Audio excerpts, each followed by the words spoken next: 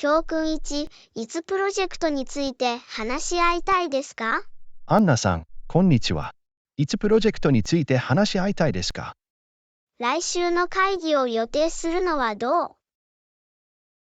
確かに、それは私にとってはうまくいきます。どの日がいいですか？火曜日を目指しましょう。それでうまくいきますか？火曜日はいいですね。あなたにとって都合の良い時間は何時ですか？午後2時どう？それはあなたのスケジュールに合っていますか？午後2時でいいよ。どこで会議をすればいいの？会議室で会いましょう。静かで議論に適した空間です。いいですね。会議のために何か資料や書類を持参すべきですか？はい、プロジェクトノート、調査結果、および関連文書を持参しましょう。よし、事前に必要な資料を全部集めておくよ。素晴らしい。ディスカッションで特に注目したいことはありますか？進捗状況を確認し、遭遇した課題について話し合うことが役立つと思います。それは良い点です。次のステップのアイデアをブレインストーミングすることもできます。絶対に解決策を見つけ、プロジェクトを進め続けることが重要です。私も同感です。また、タスクを割り当てたり、期限を設定したりする時間も確保しましょう。計画のようですね。会議を利用して、全員が同じ考えを持っていることを確認できます。パーフェクト。また、不確実な点に対処するための質問リストも用意します。これは積極的なアプローチです。それは私たちが焦点を絞った生産的な議論をするのに役立ちます。ありがとう。ジョン。会議を成功させるには、万全の準備が鍵だと思います。どういたしまして、アンナ。皆さんの献身と協力に感謝します。同じように、ジョン。一緒に働くことで、私たちはより良い結果を達成することができます。さて、来週の会議を楽しみにしています。じゃあね、アンナ。また来週、ジョン。良い一日を。あなたもよ、アンナ。また来週。レッスン2、午後7時に夕食を食べても大丈夫ですか？アンナさん、こんにちは。午後7時に夕食を食べても大丈夫ですか？私にとっては午後7時がいいです。どこで夕食を食べますか？ダウンタウンの新しいイタリアンレストランはどう？いいですね。彼らのパスタ料理について素晴らしいことを聞いたことがある。パーフェクト。明日の午後7時に2人予約します。ありがとう。ジョン。レストランに行くのを楽しみにしています。私も。リラックスして美味しい料理を楽しめる素敵な夜になるはずです。間違いなく。知っておきたい食事制限はありますか？いいえ、いろんな種類の料理を試してみたいと思っています。あなたはどう？特に制限はありません。食べ物に関しては結構冒険心があるんだ。それは素晴らしいです。メニューを調べたり、面白い料理を試したりできます。絶対に。新しい味や料理体験を発見するのはいつも楽しいです。ところで、レストランの席の好みはありますか？私は通常、できればブースか窓際のテーブルが好きです。中期。予約時にブースか窓際のテーブルをリクエストします。ありがとう、ジョン。それは素敵だね。食事の経験が格段に上がります。どういたしまして、アンナ。夕食を楽しく快適にしたいんだ。感謝するよ。ジョン。違いを生むのは小さなディテールです。確かに。レストランで試してみたい具体的なことはありますか？自家製のティラミスは格別だと聞きました。デザート用のスペースを取っておこうかな。ティラミスは美味しそう。それも心に留めておきます。他に夕方の予定は？夕食後、近くの公園を散歩しようと思いました。とても風光明媚です。それは素晴らしいアイディアだ。リラックスして食事を消化するいい方法になるよ。あなたがそのアイデアを気に入ってくれて嬉しいです。自然はいつも静けさをもたらしてくれる。絶対に。私は屋外で過ごすのが好きです。特に美味しい食事の後は。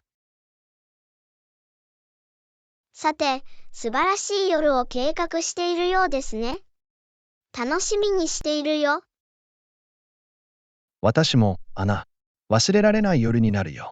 明日の午後7時にお会いしましょう。また明日ね。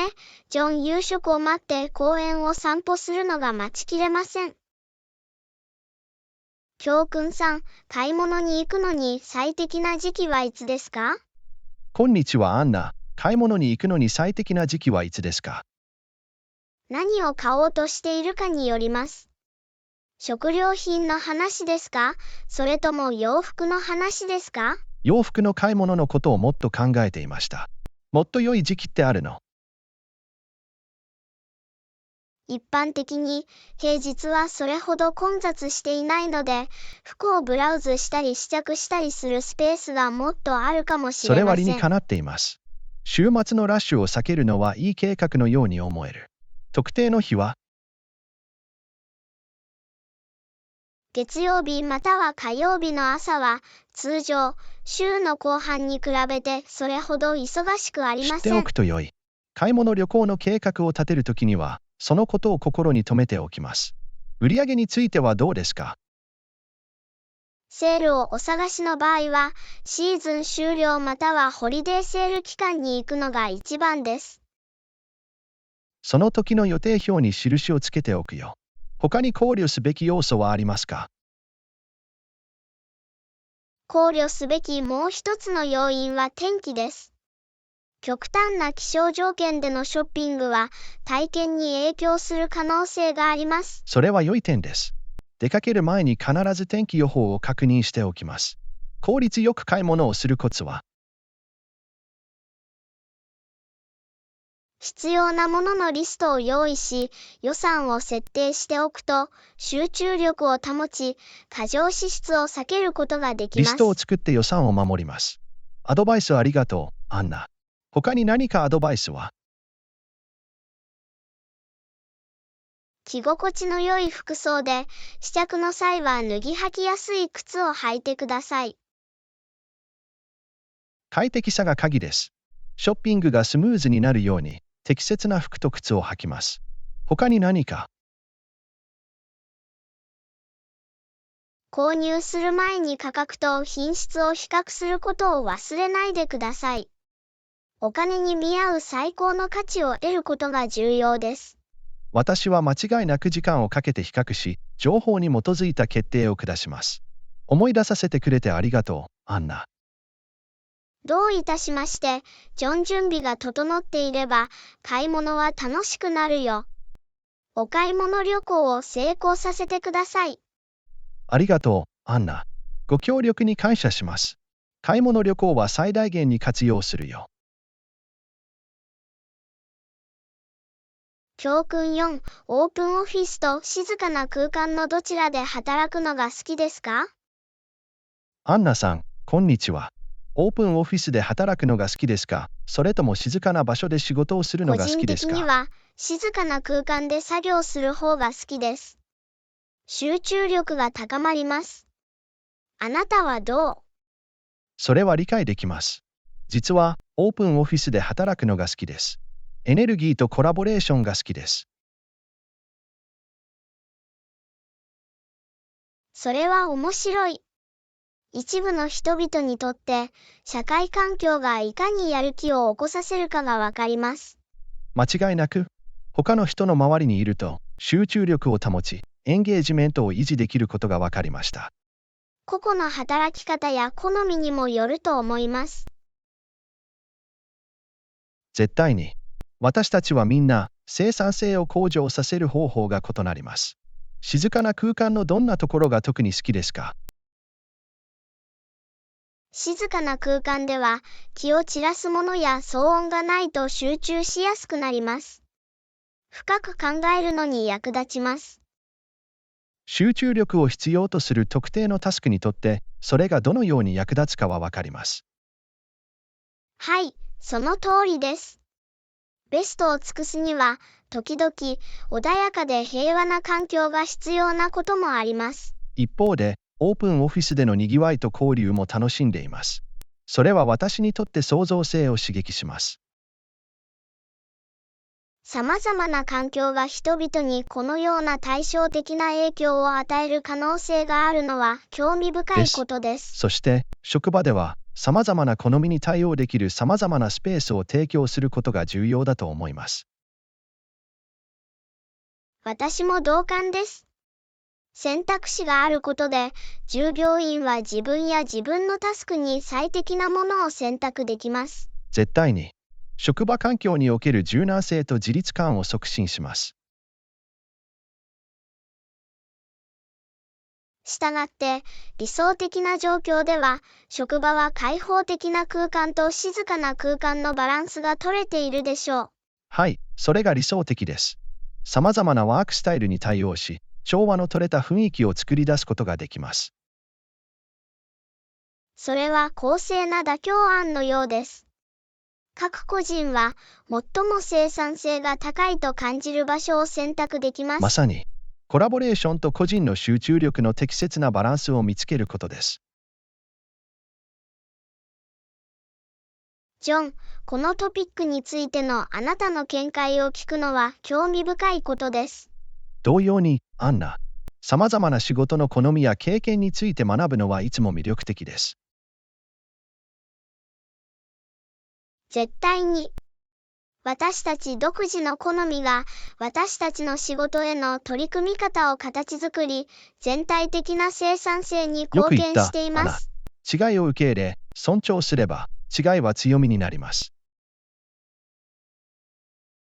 これ以上は同意できないわ。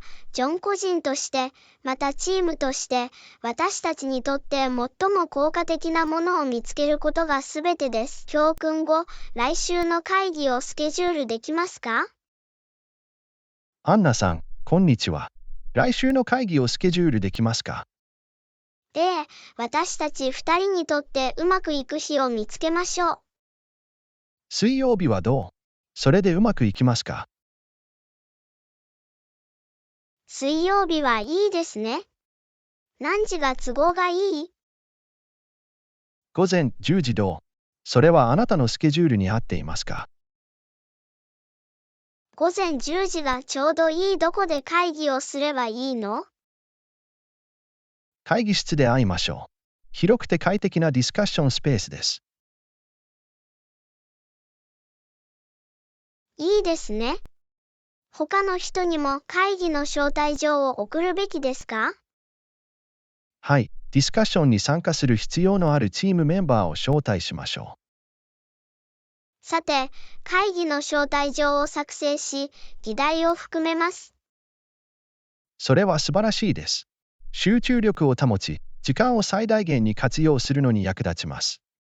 ありがとう。ジョン。コラボレーションと明確なコミュニケーションは生産的な会議の鍵です。どういたしまして、アンナ。細部への気配りと整理に感謝します。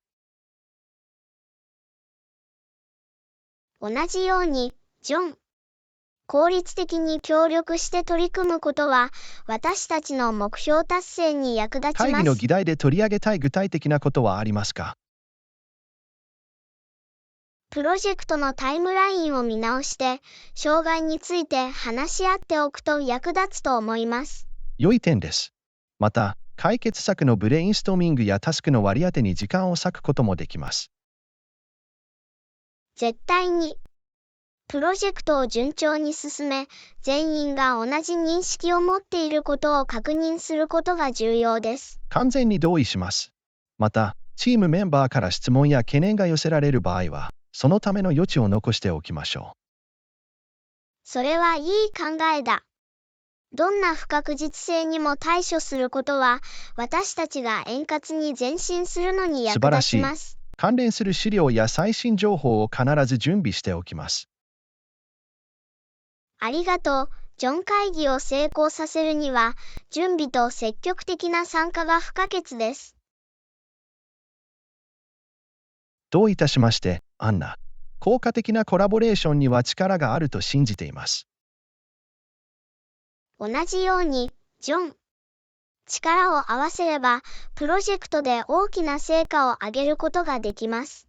さて、来週の会議を楽しみにしています。じゃあね、アンナ。また来週、ジョンそれまで生産的な一日を過ごしてください。レッスン6、いつビーチに行きたいですか？こんにちは、アンナ。いつビーチに行きたいですか？今週末は考えています。あなたはどう？今週末は私にとってもうまくいきます。どっちの日が好きですか？土曜日はいいですね。天気予報は晴れそうだ。それでは土曜日です。いつに会いましょうか？午前10時頃はどう？そうすれば真昼の暑さを避けることができる。それは計画のように聞こえます。ビーチの必需品は持っていくべきですか？間違いなく。日焼け止め、タオル、軽食を持参する必要があります。素晴らしいアイデアです。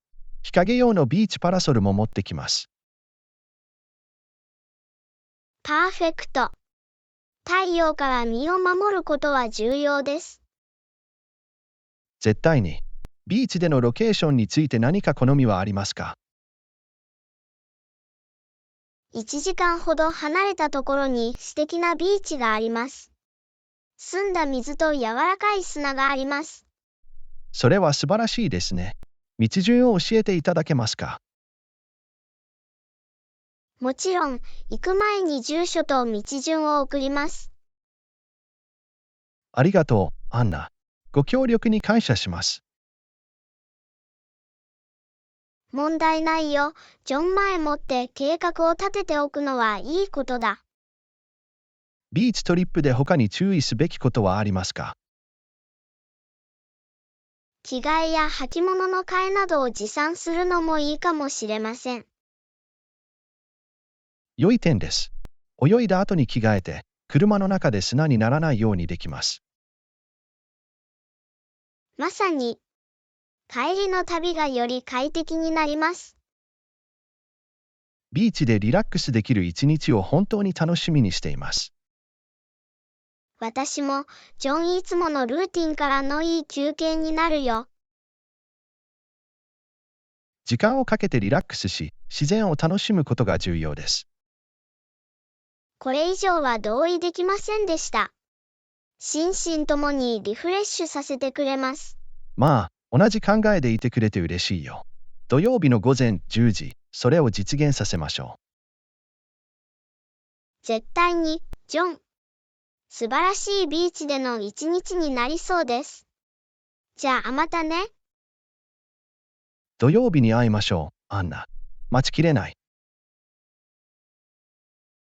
レッスン7、クロスワードパズルを完成させましたか？こんにちは、アンナ。クロスワードパズルを完成させましたか？はい、やりました。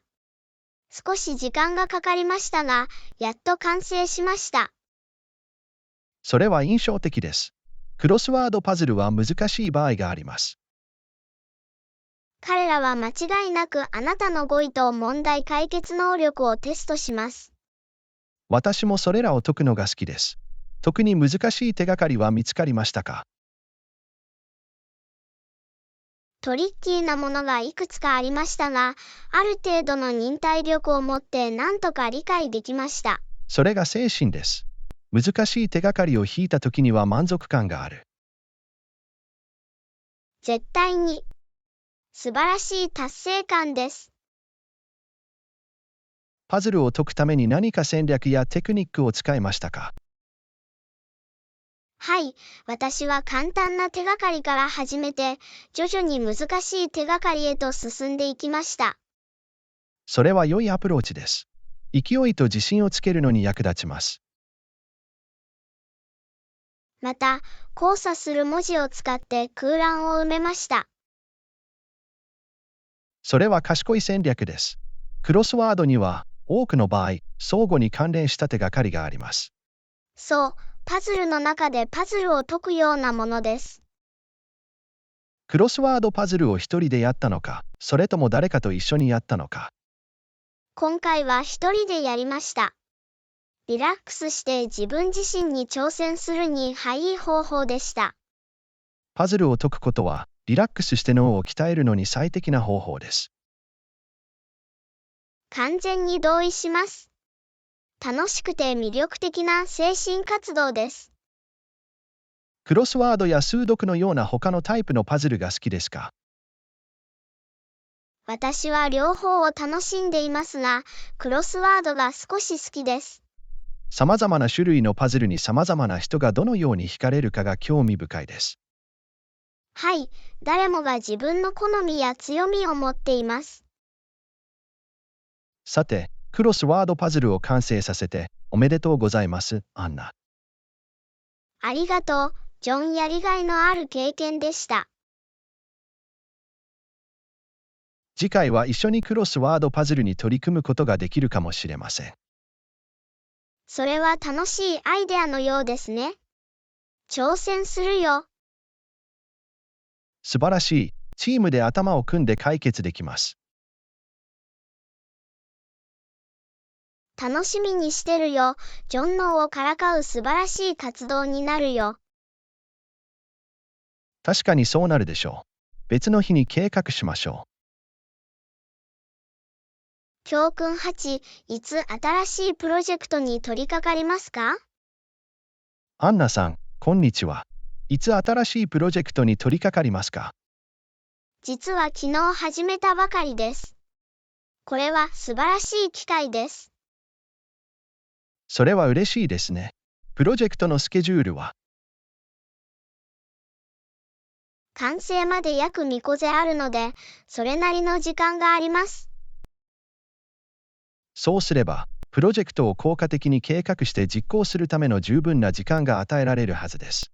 はい、マイルストーンと期限を含む詳細なプロジェクト計画をすでに作成しています。素晴らしい。明確な計画を立てておけば、順調に進むことができます。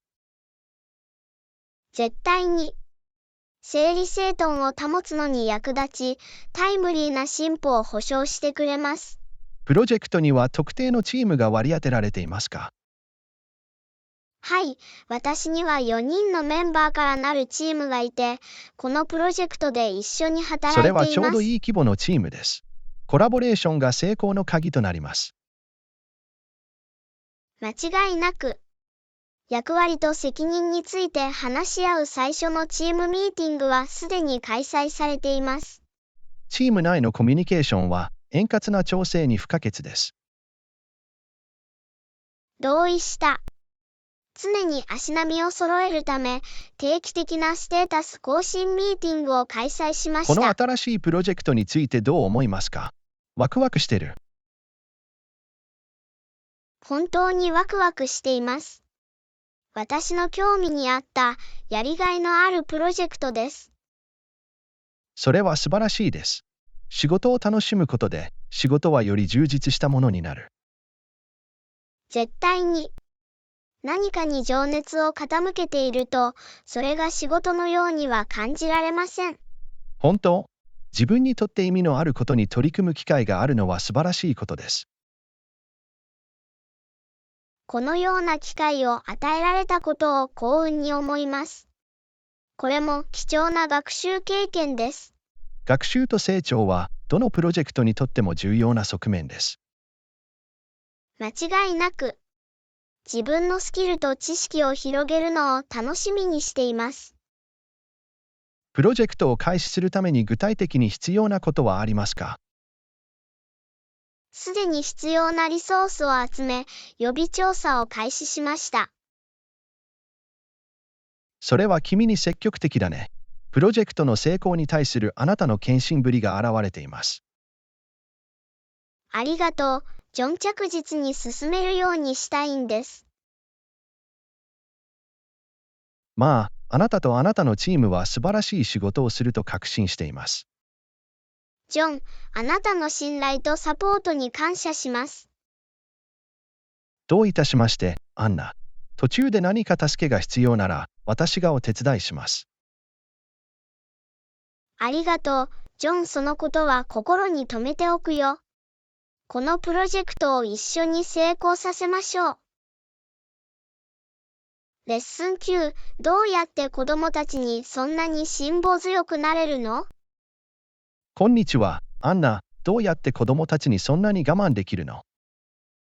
まあ、いつも簡単なことではありませんが、落ち着いて理解できるように最善を尽くします。それは立派です。子供たちはとてもエネルギッシュで要求が厳しいことがあります。彼らは間違いなく私を夢中にさせてくれますが、彼らはただの子供だということを思い出します。確かに、彼らはまだ社会的スキルを学び、発展させています。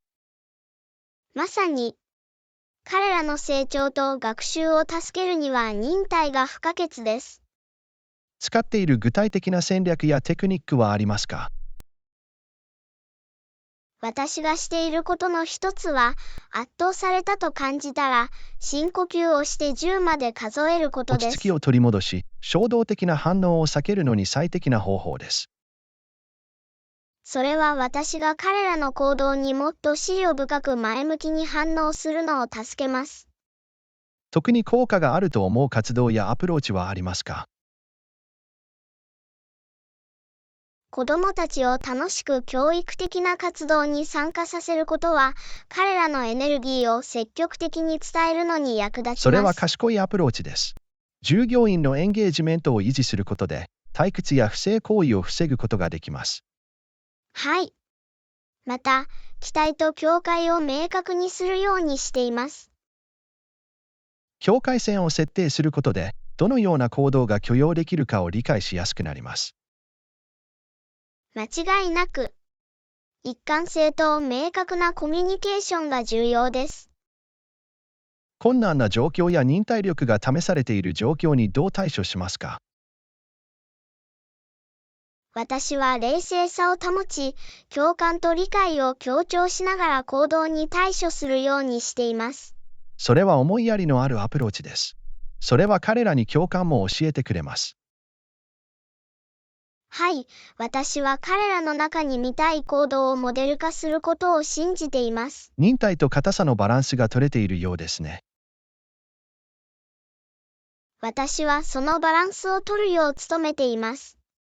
それは子供たちにとっても私にとっても学びのプロセスです。彼らはあなたの忍耐と指導に感謝していると確信しています。ありがとう、ジョン。彼らが成長し発展するのを見るのはやりがいがあります。子供たちと一緒に働き、辛抱強くなるには特別な人が必要です。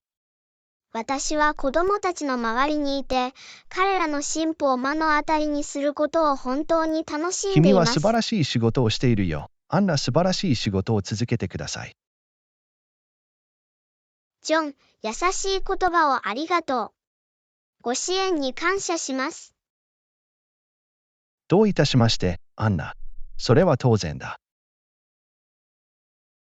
レッスン10、リビングのリフォームについてどう思いますか？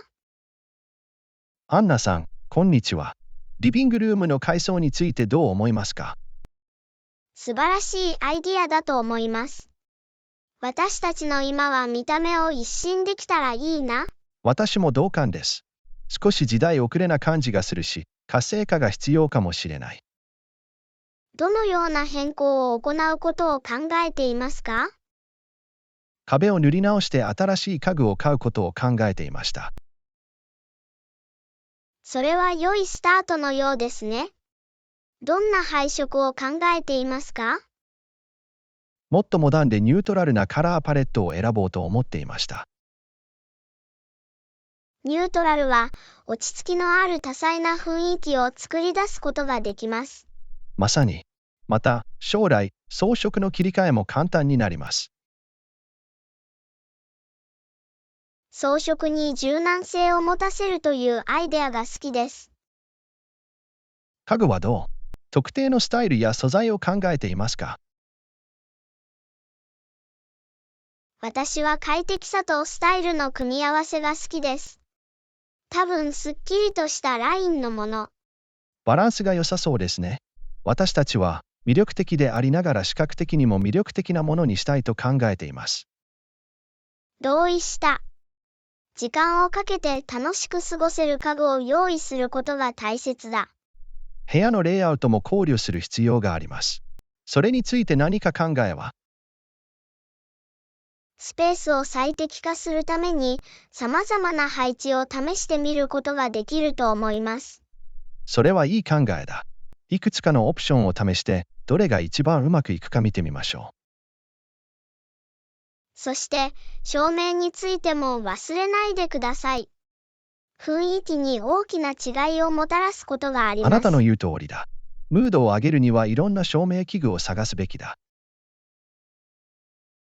アートワークや植物などの装飾要素を追加することもできます。植物のような自然の要素を取り入れるというアイデアが大好きです。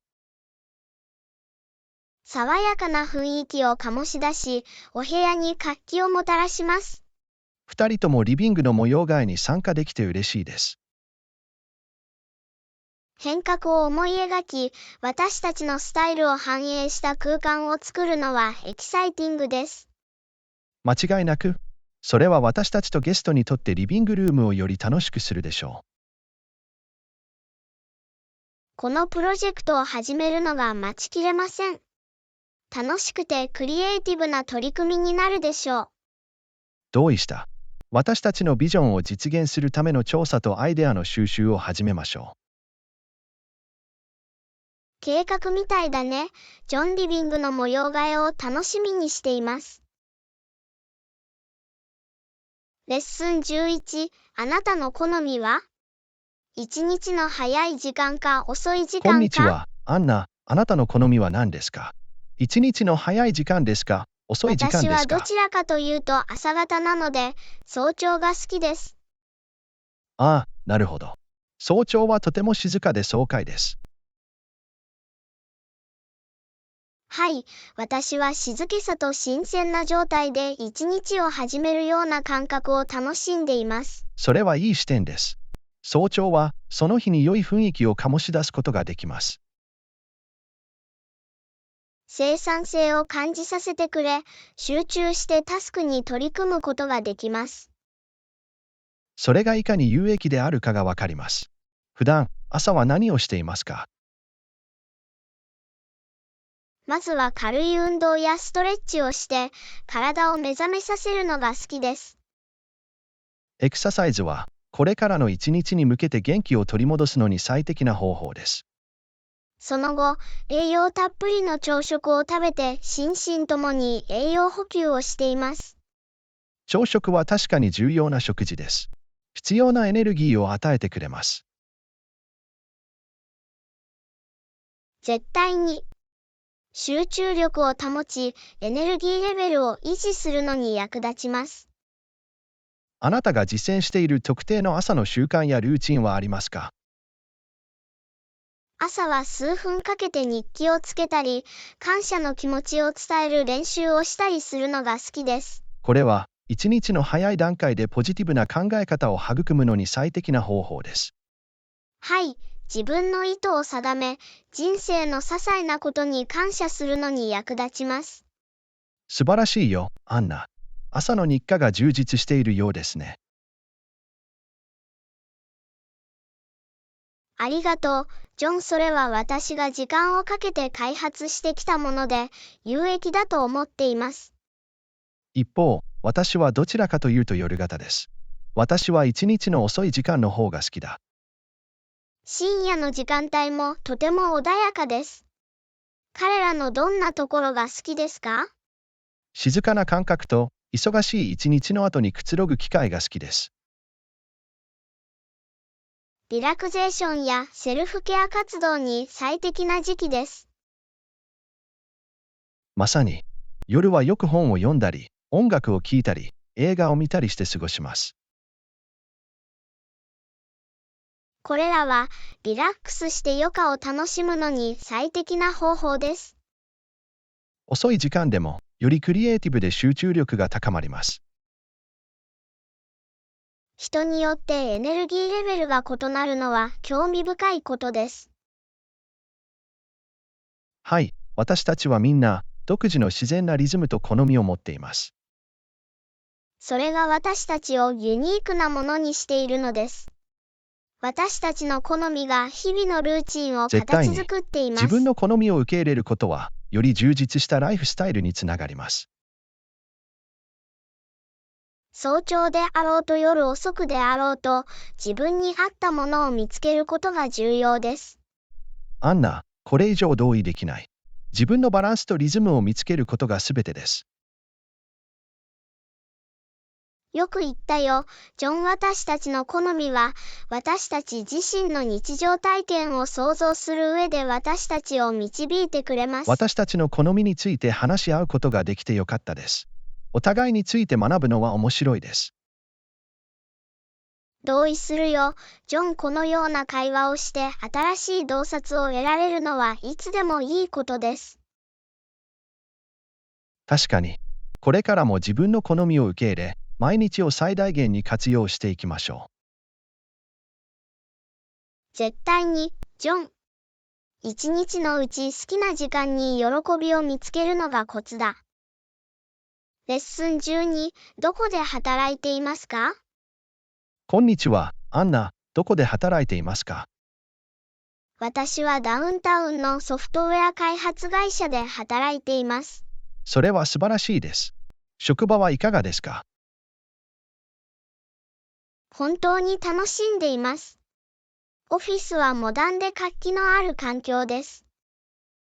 それはいいですね。大企業なの？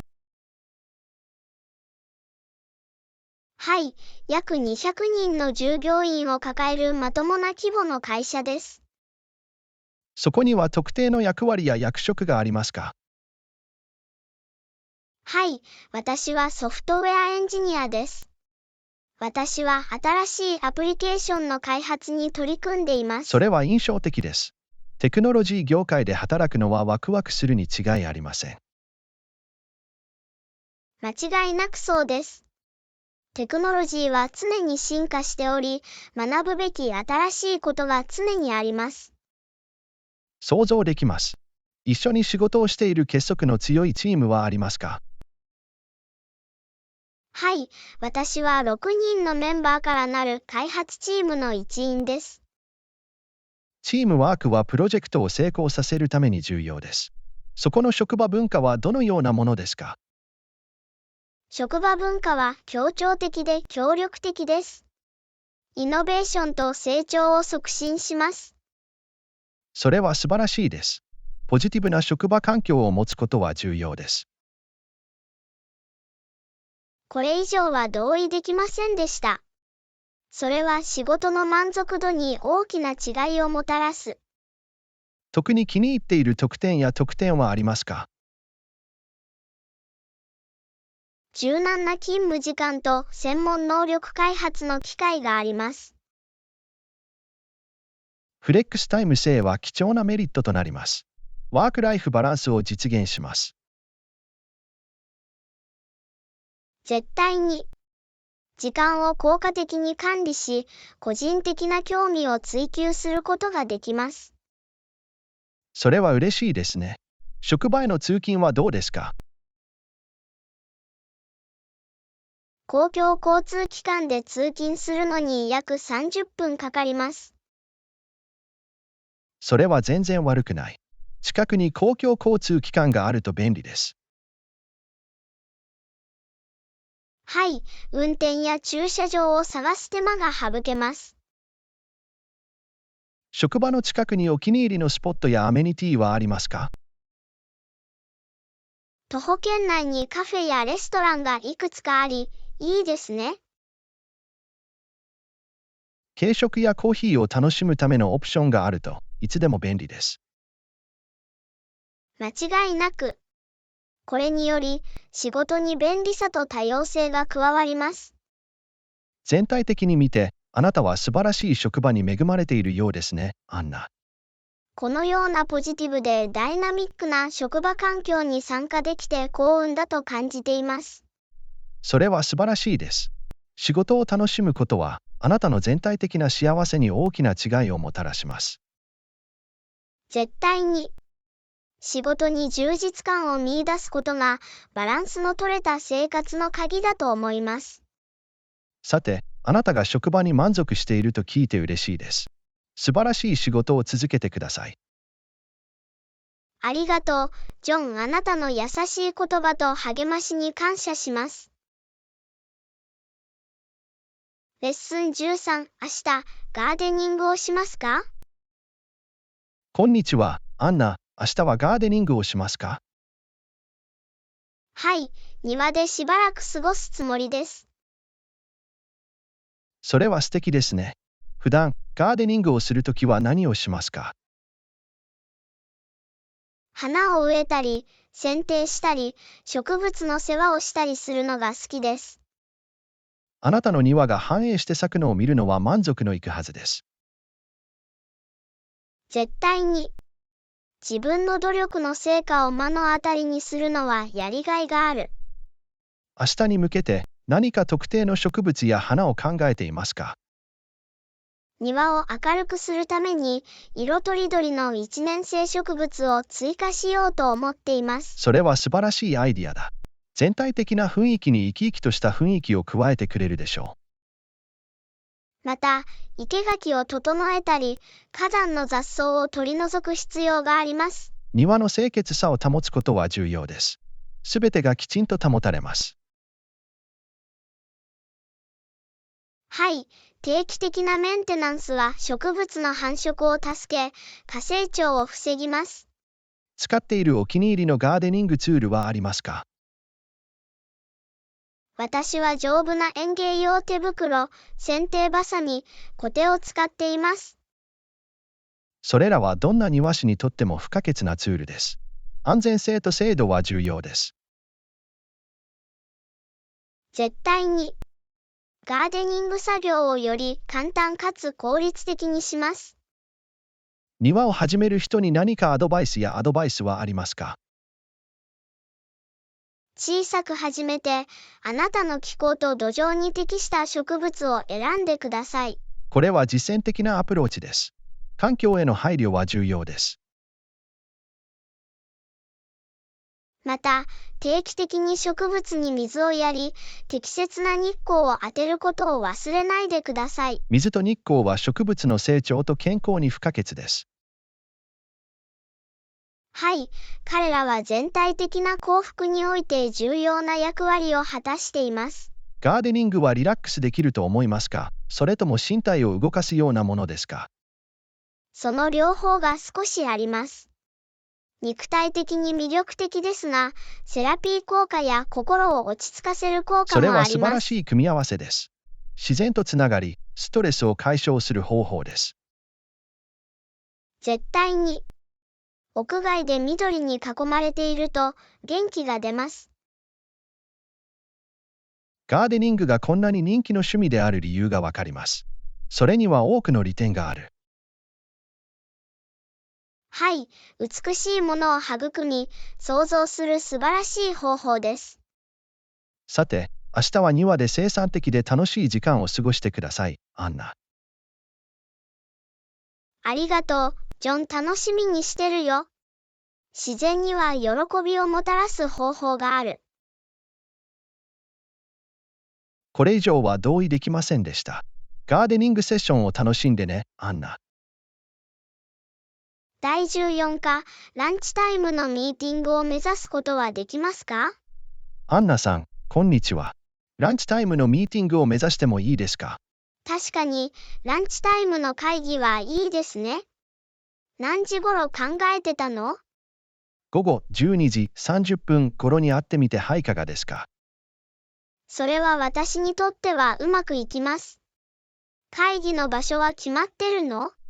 ダウンタウンに新しいカフェがあって、いい話を聞いたよ。やってみませんか？素晴らしいですね。私はいつも新しい場所に挑戦したいと思っています。そのカフェの名前は何ですか？それは、デイリー、グラインドと呼ばれています。メニューには様々なオプションがあります。パーフェクト。オンラインでメニューをチェックして何が提供されているか見てみます。素晴らしい。明日の午後12時30分にそこで会う予定だ。計画のようですね。カレンダーに記入しておきます。会議中に具体的に話し合いたいことはありますか？現在のプロジェクトの進捗状況を確認し、直面している課題について話し合いたいと思いました。それは重要なトピックです。解決策をブレインストーミングし、今後の計画を立てることができます。まさに、問題が発生したときには、順調に進み、対処することが不可欠です。また、今後のクライアントプレゼンテーションについてあなたの意見を聞きたかったのです。私の意見や提案を喜んで提供します。このような状況では、コラボレーションが鍵となります。ご意見に感謝します。異なる視点を持つことはいつでも役に立ちます。同じように、ジョン。私もあなたの洞察力を大切にします。私たちの会議の議題に他に何か追加したいことはありますか？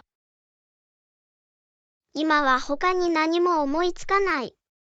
でも、何かあったら知らせてあげよう。いいですね。必要に応じていつでもアジェンダを調整できます。同意した。私たちの議論では柔軟性が重要です。明日のランチタイムミーティングを楽しみにしているよ、アンナ。私も、ジョン生産的で楽しい会議になるでしょう。明日の午後12時30分にデイリーグラインドでお会いしましょう、アンナ。またね、ジョン。それまで良い一日を。レッスン15、今週、ヨガのクラスを受講しますか？アンナさん、こんにちは。今週はヨガのクラスを受講しますか？はい、ヨガのクラスに参加する予定です。とても有益だと思います。それは素晴らしいです。どの曜日と時間を思い浮かべますか？普段は水曜日に行きますが、他の日も営業しています。水曜日も私にとっては仕事です。一緒に行ってもいい？全くありません。ヨガ仲間がいるといいですね。好きなヨガスタジオやインストラクターはいますか？近くに全ヨガというスタジオがあって、とても楽しんでいます。それについては良い話を聞いたことがある。彼らはどんなスタイルのヨガを教えているの？いろいろなスタイルがありますが、私は大抵ビンヤサのクラスに通っています。ビンヤサは面白そうですね。他のスタイルと何が違うの？ビンヤサは、動きが呼吸と同期するダイナミックな流れです。それはやりがいがあり、活気に満ちているように聞こえます。やってみることにワクワクするよ。強さ、柔軟性、集中力を養うのに最適な方法です。クラスで知っておくべきことや持っていくべきことはありますか？動きやすい服を着て、ヨガマットがあれば持参してください。私のものは必ず持ってきます。他に小道具は必要ですか？スタジオにはブロックやストラップなど必要な小道具がすべて揃っています。それは便利です。それらを提供するスタジオに感謝します。特に初心者にとっては間違いなく簡単になります。初心者といえば、どのレベルのクラスにも適していますか？はい、全ヨガのビンヤサクラスはあらゆるレベルの経験を対象としています。それは心強いですね。私はまだヨガに比較的慣れていないので、知っておくと良いですね。心配しないで、ジョン。ヨガは個人的な旅であり、誰もがどこかで始めるものです。励ましてくれてありがとう、アンナ。感謝しています。問題ないよ。ジョンヨガの練習ではお互いに支え合います。私はあなたと一緒にヨガクラスに参加することを本当に楽しみにしています。同じように、ジョン。友人とポジティブな経験を分かち合うのはいつでもいいことです。アクティブな状態を保ち、健康に気を配るのに最適な方法です。絶対に。ヨガには肉体的にも精神的にもメリットがあります。さて、今週の水曜日に全ヨガで開催されるビンヤサクラスに参加する計画を立てましょう。計画みたいだね。ジョン、そこで会おう。ナマステ。ナマステ、アナ。楽しみにしてるよ。レッスン16、今夜、映画館に行きますか？こんにちは、アンナ。今夜映画に行きますか？はい、今夜映画を見る予定です。何かおすすめはありますか？好評を博しているガーディアンという新しいアクション映画があります。ワクワクしそうですね。アクション満載の映画が欲しい。上映時間は何時ですか？午後7時と午後9時30分に再生されますが、どちらの時間が適していますか？午後7時のショータイムは完璧に機能します。それを目指しましょう。素晴らしい。午後6時45分頃に映画館で待ち合わせして、チケットを取りましょうか。計画のようですね。午後6時45分にそこで会いましょう。映画を見ている間、ポップコーンやその他のスナックが好きですか？私はポップコーンのファンで、特にナチョスのサイドが好きです。あなたはどう？ポップコーンも好きです。映画の定番のおやつだ。パーフェクト。ポップコーンを食べて、一緒に映画を楽しみましょう。好きなジャンルの映画はありますか？それともいろいろなジャンルが好きですか？私は様々なジャンルを楽しんでいますが、特にスリラーとコメディが好きです。それはいい組み合わせだ。サスペンスと笑いがあるのはいつでもいいことだ。私も同感です。それは物事を面白く保ちます。近い将来、他に楽しみにしている映画はありますか？ラブ・イン・ザ・シティというロマンティックコメディについて聞いたことがありますが、興味をそそられます。ロマンチックコメディは楽しい選択です。目を離さないようにしよ間違いなく。もうすぐ別のムービーナイトを計画できます。それは計画のように聞こえます。ムービーナイトはリラックスして楽しい仲間を楽しむのに最適な方法です。これ以上は同意できませんでした。日常から逃れるにはいいことだ。今夜の映画の前後にやりたいことはありますか？映画が終わったら、近くの新しいイタリアンレストランで夕食をとってもいいかも。それは素晴らしいアイデアです。イタリア料理は美味しそう。席を確保するために予約しておきます。ありがとう、アンナ。お心遣いに感謝します。問題ないよ。ジョン、楽しい夜になるよ。ムービーナイトとディナーを楽しみにしています。素晴らしい時間になるよ。私も、ジョン、思い出に残る夜にしよう。第17課、あなたは一人で勉強するのが好きですか？それともグループで勉強するのが好きこですか？んにちは。一人で勉強するのが好きですか？それともグループで勉強個するのが好人的にきですか？は一人で勉強するのが好きです。そのおかげで私はより集中できる。それは理解できます。火を散らさずに集中する方が簡単なこともある。まさに。あなたはどう、ジョン？好みはある？グループで勉強するのが本当に楽しいです。モチベーションを保ち、アイデアを共有するのに役立ちます。それは面白い。グループ学習は共同研究に役立ちます。はい、コンセプトを話し合い、一緒に問題を解決することで、理解を深めることができます。その利点がわかります。これは学習へのアプローチが違います。確かにそうです。さらに、グループ学習はより楽しくなり、孤立感が減ります。それは本当です。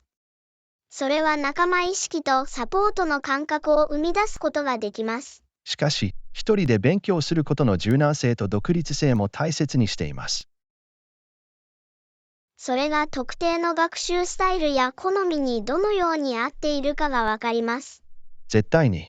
効果的な勉強方法は人それぞれです。自分にとって最も効果的なものを個別に見つけることが重要です。間違いなく、学習方法を個人のニーズに合わせることが重要です。一人で勉強して、グループで話し合うなど、両方を組み合わせてみたことはありますか？はい、あります。個人の集中とグループでのやり取りの両方を取り入れると、バランスが取れます。それは賢いアプローチのように思えます。両方の方法の利点を最大限に引き出します。まさに、個人的な反省だけでなく、共同学習も可能です。将来それを試してみるかもしれません。それはバランスの取れた戦略のようだ。アンナ、実験して自分に最適なものを見つけることをお勧めします。ありがとう、ジョン。あなたのアドバイスとサポートに感謝します。問題ない、アナ。学習は旅のようなもので、私たちは会場に新しい方法を発見しています。確かに。私たちは様々なアプローチを取り入れ、成長し続けるべきです。絶対に。一人で勉強するにしても、グループで勉強するにしても、目標は知識を広げることです。よく言ったよ、ジョン。これからも一緒に学び、探求していきましょう。同意しました、アンナ。それは生涯の探求です。レッスン18、何時にジムに行きますか？こんにちは、アンナ。何時にジムに行きますか？午後6時にジムに行く予定です。あなたはどう？私は大抵朝に行きます。午前7時にそこに行きます。早い。朝のトレーニングに対するあなたの献身ぶりには感心するよ。ありがとう、アンナ。一日をポジティブに始めるのに役立ちます。その魅力がわかります。それはあなたに活力を与えるに違いない。間違いなく、その日の残りの時間を生産的な雰囲気にしてくれます。仕事の後にリラックスできるので、夜のトレーニングが好きです。それは理にかなっています。その日のストレスを解消する素晴らしい方法です。まさに。それに、リラックスした朝を過ごす機会を与えてくれます。そのメリットがわかります。そのおかげであなたは一日を楽に過ごすことができます。個人的な好みと自分に合ったものを見つけることがすべてです。絶対に。私たちはそれぞれ、一日を通して独自のリズムとエネルギーレベルを持っています。朝のジムはそんなに混んでいないと思いますか？はい、それは利点の一つです。通常は静かで、混雑も少ないです。それはプラスです。夕方になると機材を探すのに苦労することがある。それは理解できます。混んでいるとイライラすることもある。でも、ジムのピーク時にもよると思います。それは本当です。ジムによっては、一日のうちの異なる時間帯に忙しくなることがあります。ジムのスケジュールを把握し、それに応じて計画を立てることは良いことです。絶対に。機材への失望や長時間の待ち時間を避けるのに役立ちます。ジムのルーティンが違うのは嬉しいです。私たちは自分の経験を共有できます。フィットネスやワークアウトのルーチンについて話してくれる人がいるのはいいことです。間違いなく。私たちはフィットネスの旅でお互いのモチベーションを高め、支え合うことができます。これ以上は同意できませんでした。力を合わせれば、フィットネスの目標を達成できます。お互いに説明責任を果たし、一緒に進歩を遂げましょう。計画みたいだな。あんなワークアウトをやっつけて健康でいましょう。全力でやるよ。ジョンフィットネスを毎日のルーチンの一部にしよう。レッスン19、ヘルシーな食べ物や贅沢な食べ物をお探しですか？アンナさん、こんにちは。ヘルシーな食べ物や贅沢な食べ物をお探しですか？今日はヘルシーなものを食べたい気分だ。あなたはどう？何か贅沢なものを食べに行ってもいいよ。美味しいごちそうが欲しくてたまらなかった。それは公平だ。美味しいものにふけるのはたまにはいいご褒美だ。絶対に。人生はバランスが全てだよね。間違いなく。では、どのような健康的な選択肢を検討していますか？色とりどりの野菜とグリルチキンを詰めたフレッシュサラダを考えています。それは栄養価が高く満足のいく選択のように思えます。そして、どんなヘルシーな料理に傾いていますか？私は豆腐と玄米を使った野菜炒めに傾いています。それも美味しそう。食事に野菜をたっぷり取り入れるのは素晴らしいことだ。これ以上は同意できませんでした。それらは重要な栄養素と繊維を供給します。ここで聞きたいんだけど、どんな贅沢なご褒美が欲しいの？バニラアイスクリームが一杯入った贅沢なチョコレートラバケーキを夢見ていました。ああ、それは天国のようですね。濃厚なデザートに舌鼓を打つのは、とても満足できるものです。本当にできます。時には自分にご褒美をあげる価値がありますよね。絶対に。人生は短すぎて、時折の贅沢を逃すわけにはいかない。では、どんな贅沢な料理に誘惑されますか？具材がたっぷり入ったジューシーなハンバーガーとサクサクのフライドポテトがたまりません。それは美味しそうですね。コンフォートフードにふけるのはとても満足のいくものです。本当にできます。お皿の上でちょっとした幸せの味を味わうようなものです。同意した。しかし、バランスをとり、あまり頻繁に甘やかしすぎないことが重要です。節度が重要です。健康を優先しながら、贅沢な食事を楽しむことができます。絶対に。ほとんどの場合、注意深い選択をすることがすべてです。さて、私たちの食べ物の好みは整理されているようです。あなたにとっては健康で、私にとっては贅沢です。完璧なバランスです。私たちは食事を一緒に楽しむことができます。それぞれ独自の風味豊かそれな方法は計画のでように食事を聞こえるよ、楽しむアナ。ことができます。食欲を満たして食事を楽しみましょう。すぐそばにいるよ。ジョン、早速一口食べてみよう。レッスン20、自転車の修理を手伝ってもらえますか？アンナさん、こんにちは。自転車の修理を手伝ってもらえますか？もちろん、ツールを手に取って始めましょう。ありがとう、アンナ。私は自転車の修理に関してはあまり熟練していません。問題ないよ。ジョン、喜んで手を貸すよ。あなたの自転車にはどんな問題があるようですか？チェーンが緩んでいるので、締める必要があるようです。ああ、なるほど。それは通常の使用では時間が経つにつれて起こる可能性があります。心配しないでください。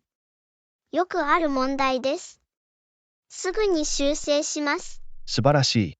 その仕事にはどんな道具が必要ですか？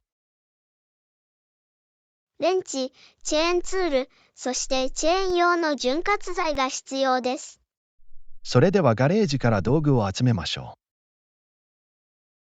計画のようですね。必要なものはすべてすぐに手に入ります。う。アンナ、あなたの助けに感謝します。周りに知識のある人がいるのはいいことだ。嬉しいよ。ジョン、バイクでの作業は楽しいよ。